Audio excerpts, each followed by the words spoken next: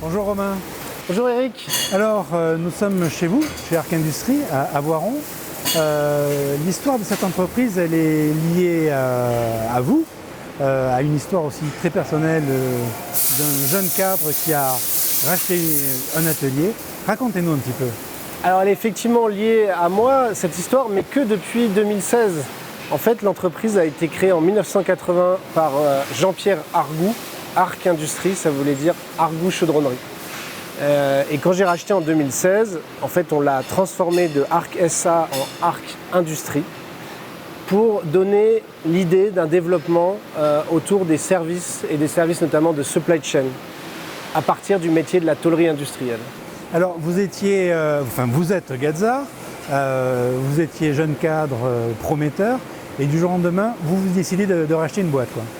À 26 ans, on m'a confié la direction d'une petite PME dans le Voironnais d'ailleurs. J'ai quitté Lyon à ce moment-là pour m'installer dans le Voironnais pour une PME d'assemblage, de traitement de surface aussi. À la suite de ça, j'ai pris la direction d'une belle usine du groupe Poma, toujours dans le bassin Isère-Savoie, où on fabriquait les potences qui vont sur les pylônes pour les remontées mécaniques. On faisait aussi les poulies et les gares d'assemblage, donc c'était une grosse usine avec des enjeux industriels très forts. Et puis l'envie d'entreprendre est née. Et l'entrepreneuriat, c'est comme quand on va au restaurant japonais où les plats y passent. À un moment, on y va, on prend ou on ne prend pas. Et là, le plat est passé et j'ai eu la chance de pouvoir me servir. Avec vous, on va visiter votre atelier, cet atelier, sachant que finalement, la tôlerie, quand on découvre un petit peu le métier, c'est un matériau qui est extrêmement vivant. Oui, c'est passionnant la tôlerie parce qu'on travaille plein de matériaux différents. Alors l'avantage de l'acier par rapport au bois, c'est qu'on travaille quand même avec les mêmes efforts dans chaque direction. Mais on se rend compte qu'en fonction de la largeur, de la longueur, de l'aminage, la direction de l'aminage, on n'a pas les mêmes efforts. Et finalement, notre métier, c'est de découper, de faire de l'origami. Et là, on voit qu'il y a quand même un métier, on verra les plieurs, et là, il y a quelque chose de très spécifique. Et de l'assemblage, du soudage, de l'assemblage mécanique et plein de choses différentes. Passons un petit peu, combien de salariés, le chiffre d'affaires Alors en 2024, on a clôturé à presque 10 millions sur le groupe, à 9,5 à peu près. On a deux entreprises, une ici à Voiron, une à Crolles, qui s'appelait Laser Technique jusqu'à peu, qui s'appelle désormais Arc Industries Crolles. Et on est un petit peu moins de 50 maintenant. Et là, il y a des beaux développements à venir et on va en parler, je pense, tout à l'heure. On passe à la visite? Avec joie. Romain, avant toute chose, une entreprise, c'est aussi un stock de matière que l'on va transformer. Là, on est dans le saint des saints. Alors effectivement, là, on est dans le stock numéro 1. On travaille pour des fabricants d'échangeurs thermiques et donc on travaille des matériaux nobles. Ici, on porte à peu près 900 000 € de stock matière, avec beaucoup de matériaux exotiques, des titanes, des alliages de nickel, des inox spécifiques. Et pour te donner un ordre de grandeur, quand on travaille de l'acier, on travaille à un peu moins de 1 000 € la tonne. Et on a des alliages de nickel qui sont autour de 50 000 € la tonne. Et entre les deux, on a tout, toute la gamme de 10, 15, 20, 30, 40, 50 000 € tonne. Donc ça veut dire qu'on doit préserver ce stock, le maîtriser, le mesurer. Chaque matière, chaque bout de chute est référencé et on peut remonter au numéro de coulée de la matière. La coulée a pu être faite dans l'est de l'Europe, en Turquie, en Chine parfois, mais on peut toujours remonter au numéro de coulée ici. C'est pour ça que vous verrez tout à l'heure des chutes qui ne sont pas très grandes mais qui peuvent représenter quand même quelques centaines d'euros et qui sont toujours préservées et contrôlées, tracées en fait. Donc c'est la compétence de l'équipe, elle est véritablement là aussi, c'est de vérifier toujours la matière, s'assurer qu'au moment où on lance une production, la matière est parfaitement tracée. Alors j'imagine justement que quand vous avez repris l'entreprise, vous avez aussi réfléchi à son développement. Oui, quand je suis arrivé en début 2016, c'était vraiment l'entreprise qui faisait des pièces, qui prenait les plans des clients et qui livrait des pièces. On continue à faire ça et on le fait avec beaucoup de fierté. mais on a développé des solutions. C'était l'époque où on commençait à dire manufacturing as a service. La traçabilité en fait partie, c'est devenu un dû pour la majorité de nos clients, mais on va sur des solutions supply chain complètes avec des opérations de sous-traitance de plus en plus complètes, de l'usinage, du traitement de surface ou des traitements de surface, des opérations où on va chercher des composants à l'autre bout du monde pour pouvoir les assembler sur les produits et des assemblages complets. Donc l'idée dès le début, c'était de dire développons de la valeur au-delà de notre cœur de métier, mais toujours à partir de notre cœur de métier. Quand on reprend une entreprise, on a aussi une idée de la piloter, de la développer. Comment vous avez fait ? Quand j'ai repris, c'était la période où on commençait à développer la notion de manufacturing as a service. Donc assez rapidement, c'était évident qu'il fallait développer des solutions de service pour nos clients. Donc solutions supply chain de plus en plus complexes, solutions d'assemblage définitif en intégrant tous les composants. D'ailleurs très vite en 2018 j'ai pu faire un projet assez incroyable où on a livré des portiques pour le métro d'Hanoï au Vietnam, où on a intégré tous les composants assemblés alors qu'on n'avait jamais fait ça. Donc c'est pour dire à partir du moment où on vend une solution, on arrive à la proposer concrètement au client. Avant on découpait les pièces une par une, on prenait la tôle, on secouait et on récupérait, on empilait. Aujourd'hui je vais vous montrer à quoi ça ressemble, c'est un peu plus sympa. On y va ? C'est parti. Bon, alors là, on est devant la cathédrale de découpe laser. Effectivement, c'est les machines cœur de métier, là. On est vraiment sur les machines de tête. Un combiné laser poinçonnage qu'on voit là-bas et une machine de découpe laser automatisée qu'on voit ici. Cette machine, on l'a rentrée en 2017. Et en 2017, effectivement, les sous-traitants en tôlerie industrielle n'avaient pas tous un système de chargement automatisé et une palettisation. On n'était pas très nombreux. Aujourd'hui, c'est devenu beaucoup plus commun. Et justement, c'est pour ça que nous, on se prépare à la prochaine étape qu'on décrira tout à l'heure. Donc là, on a des tôles qui arrivent directement sur la table. La table passe sous la tête de découpe. On découpe les pièces. Et on a un robot qui vient prendre les pièces et palettiser. Ça a complètement changé la vie des équipes et des personnes parce que c'était très physique avant. On découpait, on gardait une micro-jonction, on secouait pour enlever les pièces. Parfois, ça partait pas très bien. On le faisait à la main. Donc c'était tout un processus assez long. Et quand on fait des pièces, comme je vous montrais tout à l'heure, qui sont parfois des séries de 20 000 pièces par an, ça peut être un peu usant. Donc on a complètement changé la vie des personnes. On a gagné évidemment en productivité, en efficacité. Chacun a pu monter en compétences parce que pendant qu'ils ne font pas ça, ils apprennent à programmer, ils apprennent à faire du pliage, ils font des opérations de finition, etc.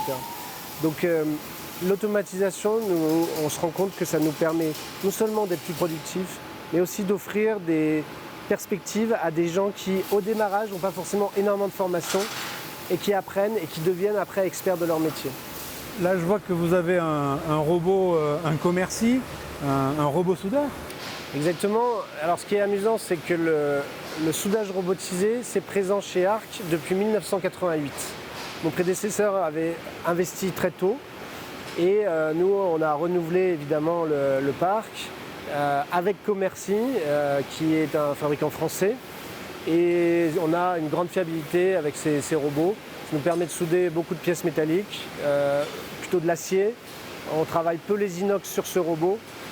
On aura un autre robot prochainement pour les inox et les alus. Il a un double fonctionnement ? Oui, chargement d'un côté, déchargement, pendant que ça soude. Donc ça permet de gagner en conditions de travail.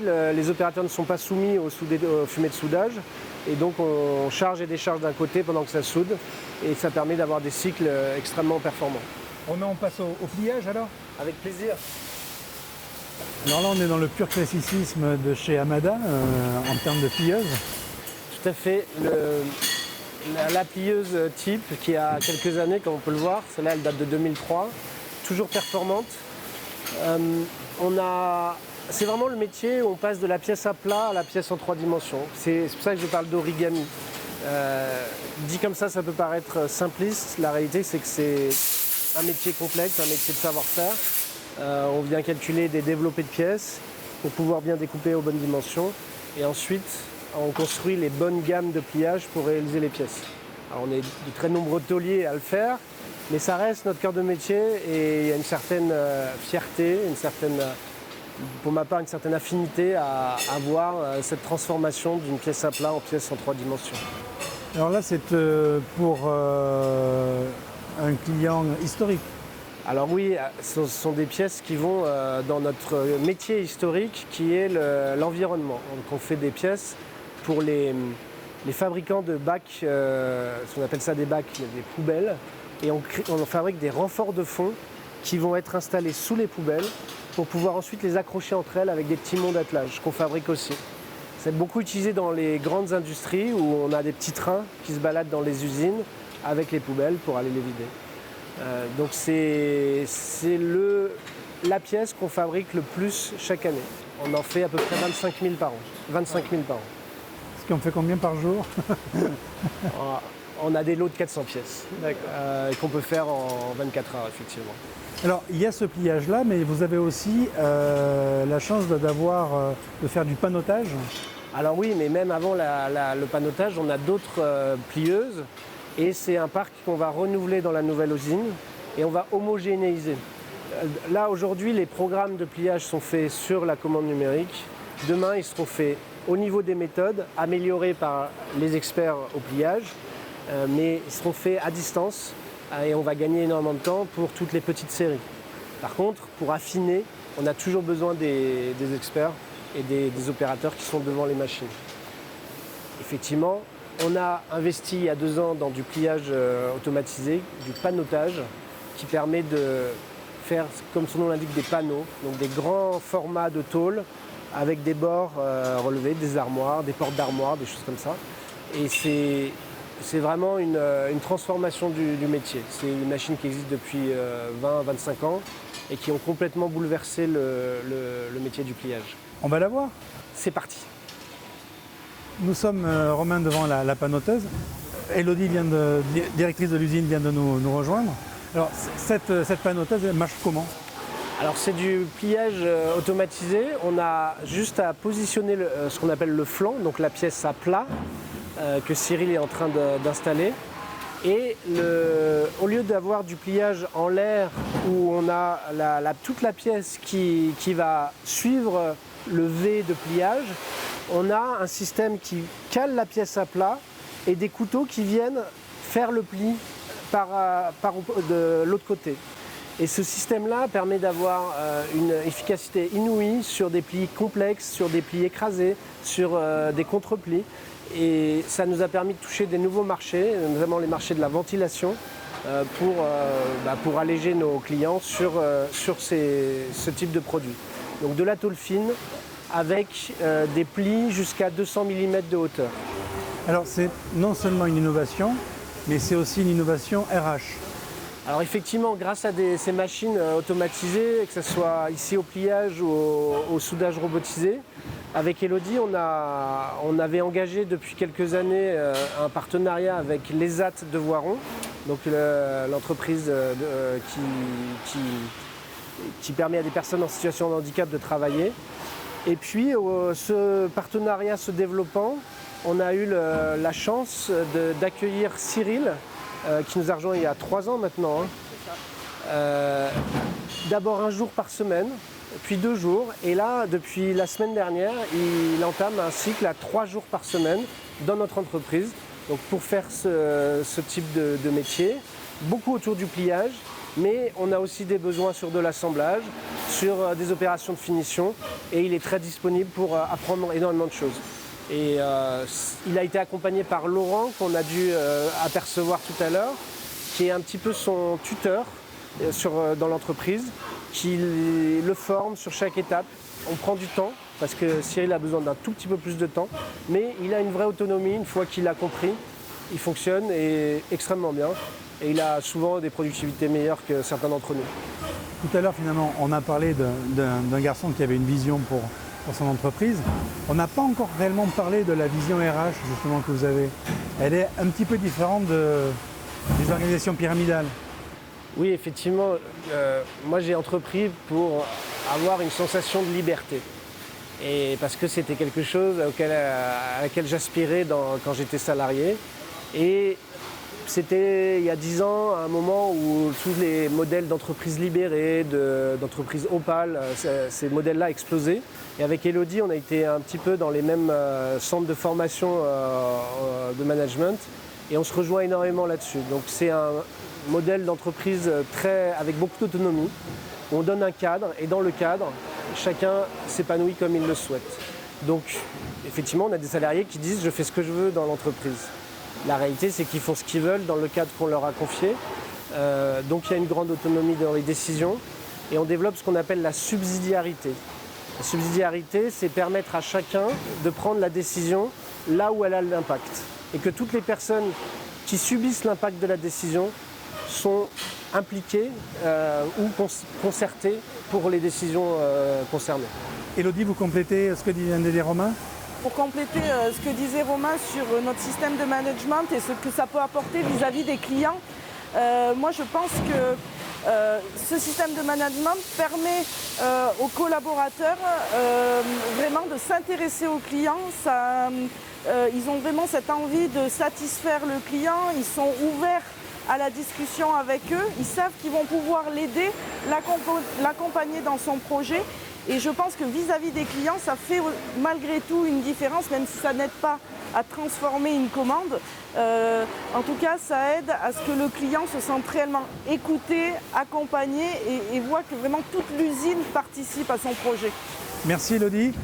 On passe au bureau des méthodes. Et oui, c'est important, c'est l'autre cœur du réacteur. Nous sommes en plein dans le bureau des méthodes.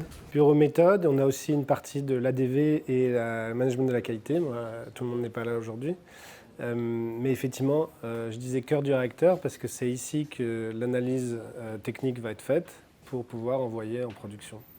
Donc on a notre directeur technique et achat, on a 4 personnes aux méthodes, une personne à la qualité, management de la qualité, et une personne à l'administration des ventes. Mais chez nous, l'administration des ventes consiste à accueillir la commande du client et la piloter jusqu'à l'expédition en intégrant le suivi de prod et la partie sous-traitance, toute la supply chain dont on parlait tout à l'heure. Donc c'est l'ADV, quelqu'un à l'ADV chez nous, finalement c'est quelqu'un qui fait de la supply chain. Et c'est une vraie relation. Et c'est une relation client-fournisseur et relation interne-production et évidemment relation avec les équipes méthodes puisque quand la commande client arrive, il faut l'intégrer d'abord auprès de chacun ici.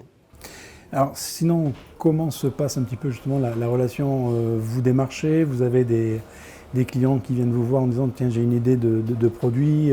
On a des clients qui viennent pour qu'on fasse des pièces, le métier historique, taulier, on prend des plans, on réalise des pièces. Donc on a développé 2 offres, une première qui est une offre de partenariat stratégique, développement de supply chain pour des moyens et gros industriels, et une offre de design et réalisation en délai court, plutôt axée sur notre usine de Crolles, qui permet de répondre à des besoins sur des produits, comme je viens de le dire, en délai court. Donc soit à 2 jours, une semaine si c'est un peu plus complexe et un peu plus long à réaliser, mais qui nous permet d'offrir cette phase souvent de prototypage où on a besoin de la pièce rapidement. Et après le prototype, on arrive sur l'usine de Voiron pour offrir la supply complète. Comment placer le produit Hero dans cet environnement ? Là, il se trouve que c'est Hugo qui a pris le dossier en main.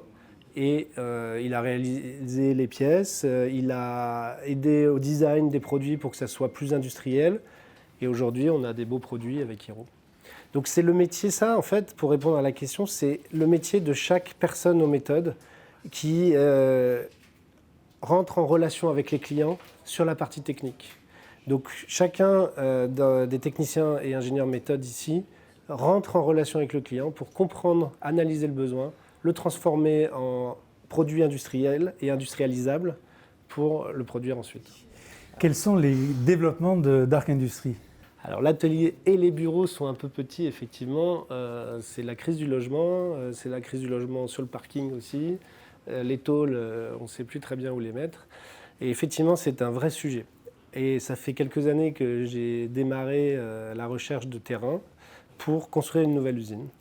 Et la bonne nouvelle, c'est qu'on a démarré le chantier le 15 juillet dernier pour nous installer fin juillet 2026 dans cette nouvelle usine où on double la surface. Donc on passe de 2000 à 4000 m² d'atelier et de 100 m² à 1000 m² de tertiaire. Donc non seulement on sera beaucoup mieux et il y aura beaucoup d'espace pour tout le monde, mais il y aura aussi beaucoup d'espace pour accueillir les milieux économiques dans des espaces plutôt agréables avec une belle vue sur les montagnes pour diffuser l'image d'Arc Industries Group sur le territoire.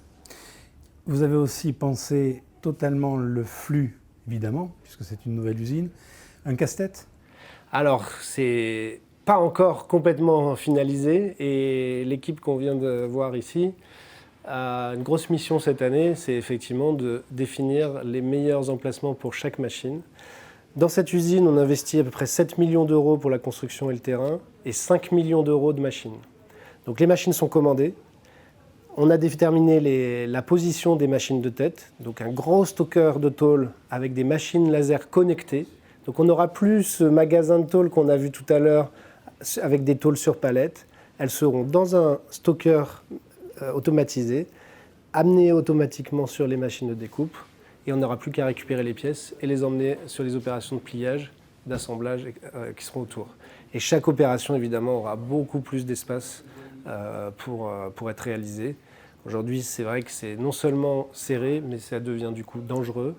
Et ce n'est pas la situation de productivité qu'un industriel adore. Merci Romain pour cette visite d'entreprise. Nous vous retrouvons dans une prochaine vidéo pour parler justement de la relation que vous avez eue avec Hiro et de voir tous les arcanes de ce prototype. Merci encore. Avec plaisir. Et vous reviendrez dans un an dans la nouvelle usine. Ça marche.